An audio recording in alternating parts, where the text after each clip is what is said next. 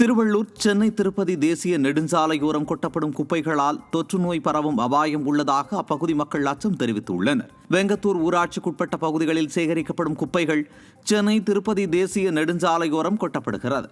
இந்த குப்பைகள் அப்பகுதி முழுவதும் பரவுவதால் நோய் தொற்று ஏற்படும் நிலை உள்ளதாக மக்கள் அச்சம் தெரிவித்துள்ளனர்.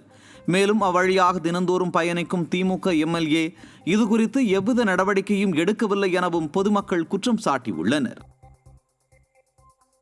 தென்காசியில் மத்திய மாநில பொதுத்துறை ஓய்வூதியர் அமைப்புகளின் ஒருங்கிணைப்பு குழு சார்பில் ஓய்வூதியர்கள் வாழ்வாதாரத்தை பறிக்கும் புதிய மசோதாவை ரத்து செய்ய மத்திய அரசை வலியுறுத்தி ஆர்ப்பாட்டம் நடைபெற்றது.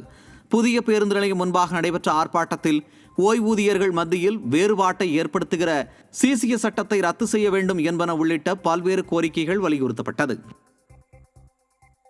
புதுக்கோட்டை மாவட்டம் பொன்னமராவதி அருகே ஜல்லிகள் பெயர்ந்து மண் சாலை போல் காணப்படும் தார் சாலையால் வாகன ஓட்டிகள் பொதுமக்கள் கடும் அவதிக்குள்ளாகி வருகின்றனர். குளவாய்ப்பட்டியில் இருந்து காயங்காடு வழியாக புலவனார்குடி செல்லும் தார் சாலையானது மிகவும் சேதமடைந்து காணப்படுகிறது.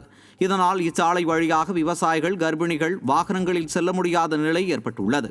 எனவே போக்குவரத்திற்கு லாயக்கற்று உள்ள இந்த சாலையை விரைவில் சீரமைக்க கோரி விடிய அரசுக்கு அப்பகுதி மக்கள் கோரிக்கை விடுத்துள்ளனர். தூத்துக்குடியில் காவல்துறையை கண்டித்து மாவட்ட நீதிமன்றம் முன்பு வழக்கறிஞர்கள் ஆர்ப்பாட்டத்தில் ஈடுபட்டனர்.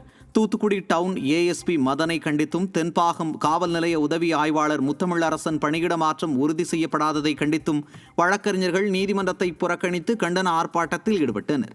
அப்போது காவல்துறையினரை கண்டித்து கண்டன கோஷங்கள் எழுப்பப்பட்டது.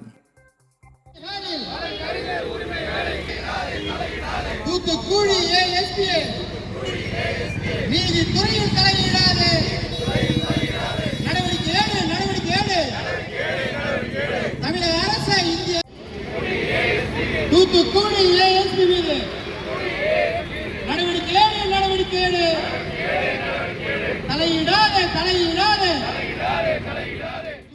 நீதிமன்ற அதிகாரத்தில் கையில் எடுக்கும் எங்க தூத்துக்குடி ஏஎஸ்பியை கண்டித்தும், வழக்கறிஞர்களுடைய அதிகாரத்தை, வழக்கறிஞருடைய தொழிலை, வழக்கறிஞருடைய உரிமையை கையில் எடுக்கும் ஏஎஸ்பி அவர்களை கண்டித்தும் தான் இந்த போராட்டம் நடைபெறுகிறது.